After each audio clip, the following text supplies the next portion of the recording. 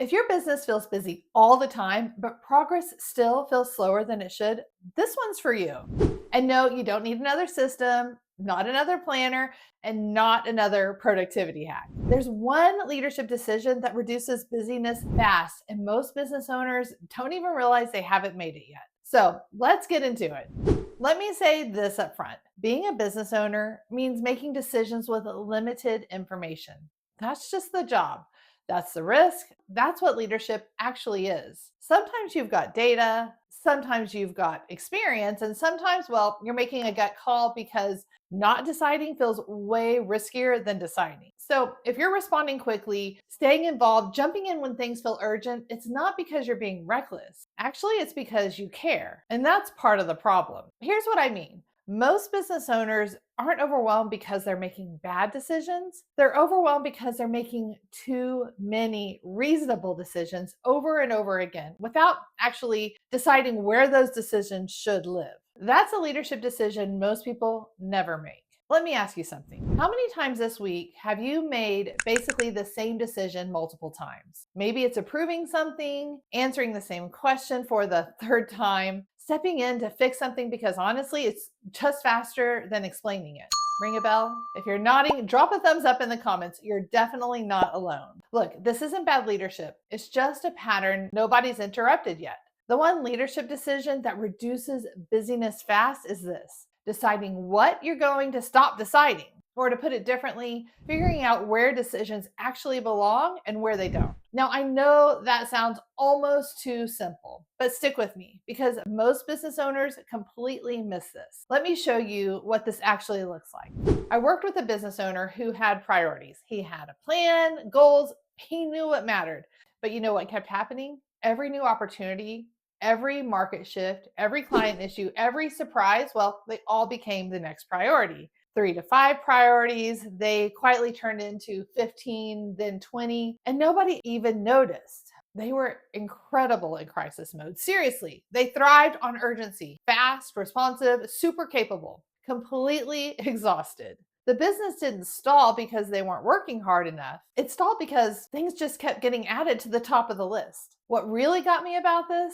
The owner genuinely thought he was doing the right thing. Responding felt responsible. Not responding felt risky, like he was dropping the ball. And nobody around him said, hey, this might be the actual problem. Because from the outside, it looked like really strong leadership, like someone who cared, who was engaged, and who was all in. But that's not the whole story. When everything becomes urgent, something happens that teams usually don't feel safe saying out loud. People stop knowing what really matters. Energy gets scattered all over the place, and progress, well, it becomes really hard to measure. The whole business is in this constant motion, but there's no actual momentum. Lots of busy, not much forward. This isn't a motivation thing, not an execution thing either. It's a decision placement thing. Decisions are sitting in the wrong place, and nobody's ever stopped to ask where they should actually live. Now, let me show you the other side of this because it shows up completely differently sometimes. I've also worked with businesses on the opposite end.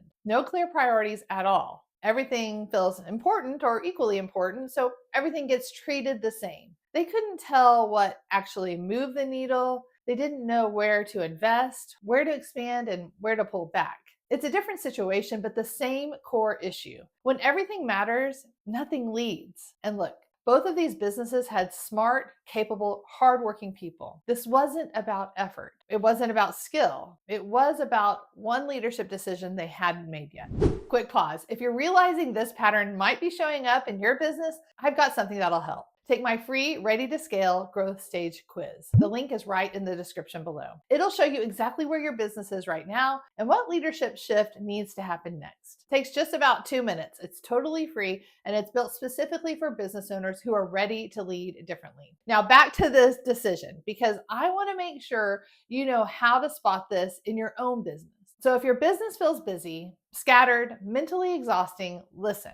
Busyness isn't actually the problem. It's what you're seeing on the surface. The real issue? Too many decisions are still living with you that really shouldn't be. There's research showing that the average person makes tens of thousands of decisions every single day. Now add leadership decisions on top of that, business decisions on top of that, decisions about people, money, growth, risk. And if you never decide which ones deserve your best thinking, your brain literally never gets a break. You're deciding all day, and most of those decisions you shouldn't even be making. That's why this leadership shift, it changes everything. It isn't work harder or get more organized.